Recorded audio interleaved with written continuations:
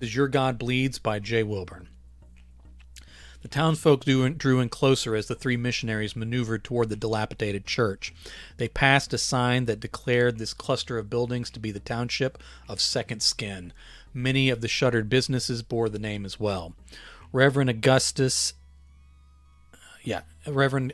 Crest led the way, as if the folk weren't holding weapons and burning holes into the intruders with their eyes. Pastor Elmer Timms whispered from Augustus's left, "Gus."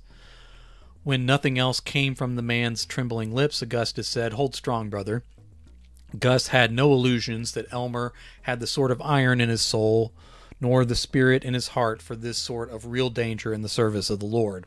No, Pastor Elmer was more of a Sunday and Wednesday preacher in a church with air conditioning and PowerPoint song lyrics.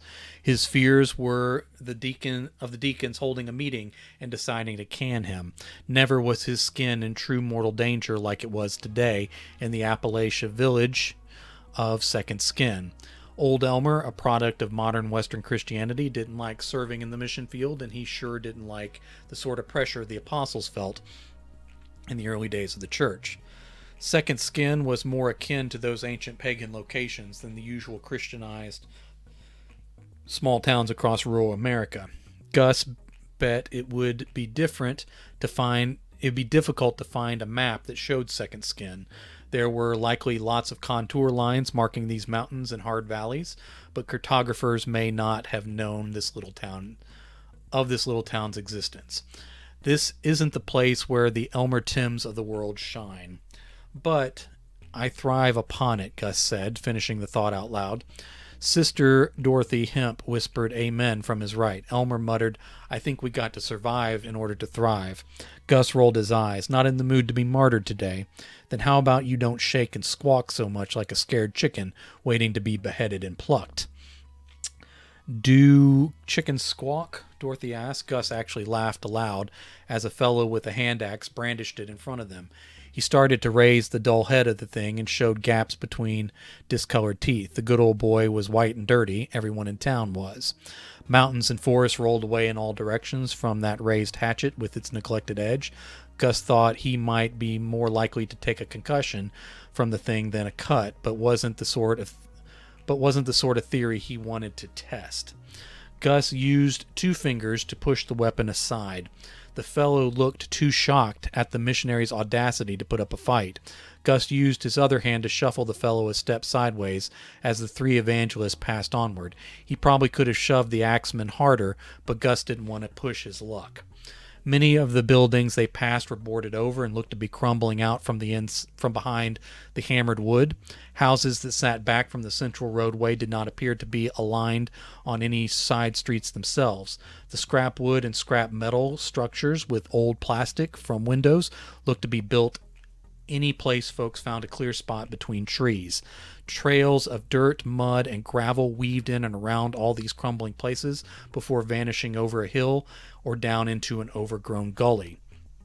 If Gus were a betting man, which he wasn't, but if he was, he would have bet that a few of those trails led to active stills that created white liquid that shined silver in the moonlight.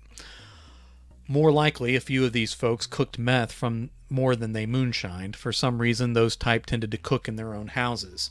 "Go back home, Thumper," someone yelled. Others toned in with growls of agreement. A skinny boy with one eye and a diseased socket that wasn't covered with any patch leaned out and spit at their feet. Elmer shuffled a bit, even though the kid's aim was off. No depth perception, Gus thought. Elmer's cowardly shuffle brought laughs and added boldness to the mob that was working itself up into a lather. "Get your spine straight, Elmer, or I'll push you into their arms," Gus said low. Dorothy whispered, and what Gus guessed was a prayer under her breath. He had nothing against praying, of course, but he liked the idea of projecting the confidence that God was already with them without being asked or begged. "We don't need none of your preaching, boy," Moore roared agreement. "I'll send you to meet Jesus," another man with a thready high voice threatened. Laughter, louder and meaner laughter. Gus spoke with a forced calm. "Just keep moving, just keep on. Your Jesus bled to death," a man who sounded like he had drunk plenty of silvery liquid today said. "I think you'll bleed too if we stick you." They might need to borrow some of my pads for all that bleeding they're going to do, an older woman cackled. Gus estimated she herself was a few years past bleeding. One man, who was stripped to the waist, reached out for Dorothy's behind. Gus pulled her forward and swatted the man's greasy hand away. The man cursed Gus and balled his fists. "No way to treat a lady," Gus said. "I'll treat you like a lady." The man's eyes were milky white. Gus wondered how much the fellow could really see. Out of the ribs under his right arm, the strange fellow had a third arm. This one was still baby small, boneless, and shriveled, but it was clearly the makings of an extra arm. Gus wasn't sure that sort of thing could be explained by inbreeding alone. Maybe some sort of curse had fallen on the isolated town. No place was better for a curse than this one. Gus thought of a few witty comebacks, but he decided none of them made his situation better. None of them honored God for sure. A woman with a receding hairline, large hips, and stringy hair stood in their path, wearing a sack of a dress. "What ails you, sister?" Gus called out. There was a bit of laughter, but confused whispers and a thick quiet spread through the crowd.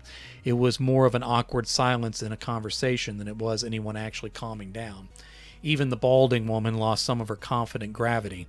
She spoke with the wavering tones that reminded Gus a bit of Elmer, who was now visibly shaking next to him. I don't... Speak up, woman," Gus ordered. The crowd backed off a step. Now, if Elmer could manage to hold his water, they might get out of this alive. "What ails you?" I asked. "I got arthritis, but I'll be doing better than you soon." The crowd grumbled approval. Gus said, You will if you believe. Now, if you want to be well... Now, do you want to be well, lady?" What? "Do you want to be healed? You stepped in my path because the Lord willed it, whether you respect your Creator or not.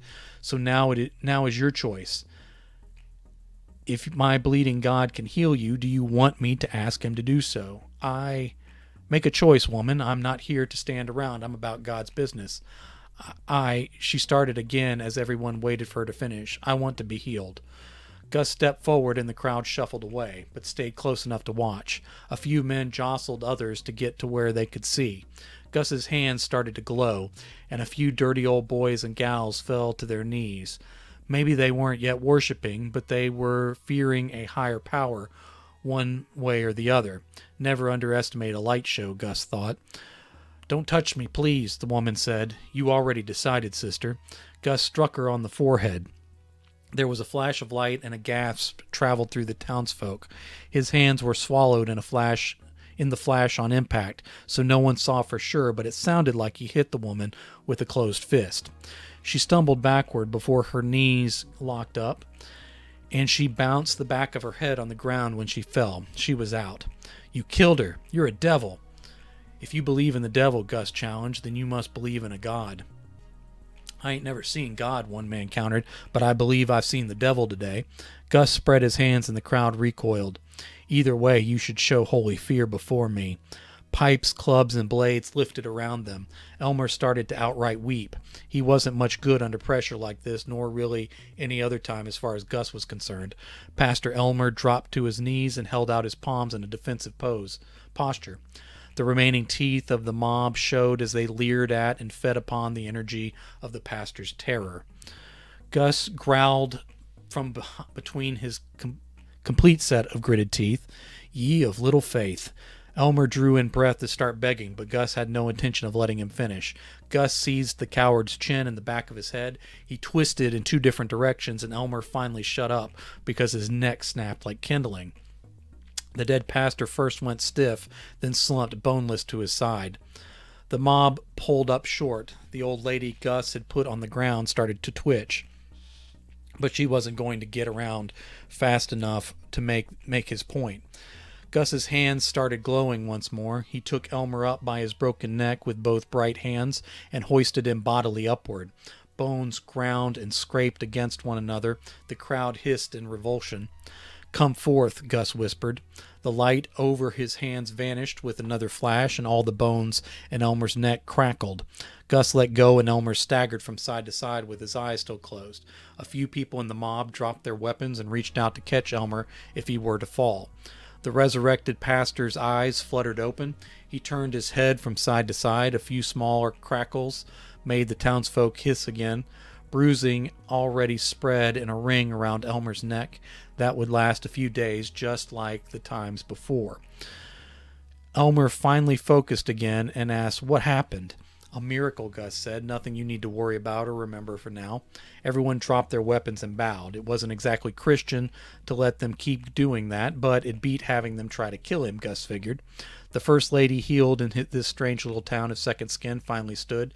She bent her fingers and then her knees, which were silent. "I'm healed," she cried. Everyone rushed forward, but not to attack. Gus felt pressed, and he got pulled in uncomfortable ways. But when he lit up his hands, they gave him a little space. Not a lot, but a little. Then the real show began. He healed bad eyes, bad teeth, weeping boils, ruined feet, babies struggling to breathe, and old cusses with rattling coughs. He laid hands on the thin skin over swelling tumors. They did not vanish immediately, but the suffering believed they felt the difference right away. When it came to extra arms and other such deformities, Gus didn't press his luck. "Come to the church," Gus ordered. "Come to the church and hear the message." They followed him and his companions up the hill toward the sanctuary, like many new believers before them in centuries past. Gus spread his hands as he entered the dark building. His fingers pulled through spider webs, but the creatures who made them shied away from his touch. Pews were overturned, but his followers set them right and took their seats. With the broken pews, many sat on the dusty floor and lined the dark walls all around. There was no cross in here, but that was fine. It smelled like something had died recently. That was not so fine, but Gus had a job to do. He turned to face them all. Dorothy sat on the steps of the altar near him. Elmer stayed near the doors in the back, still rubbing his neck and looking around in fear. He was a weasel of a man, but he served his purpose when a big gesture was needed. Gus waved the cobwebby fingers on both hands as he said, "From now on, this holy place, covered in the blood of your God, the blood he bled for you all. From now on, Second Skin." I'm gonna need to fix something. I got a incomplete sentence there. "From now on, Second Skin will be known as Salvation City, and a great revival will spread out from this glorious place." Whether they understood or not, the townspeople gave up a cheer anyway. Gus stilled his hands and closed his eyes. There is no God worth worshiping who isn't willing to spill a little blood for the privilege. Wounds opened on Gus's palms like sores. A thin line of blood drooled from each stigmatic opening and dripped onto the dusty floor, creating crimson bulbs haloed in gray-black mud. Across the sanctuary, teeth chattered, groans echoed from the walls, and many wept. Old Dorothy's eyes rolled up in her head, and she shook with the ecstasy of it all, a power that filled the air like invisible electricity. The sermon was only getting started.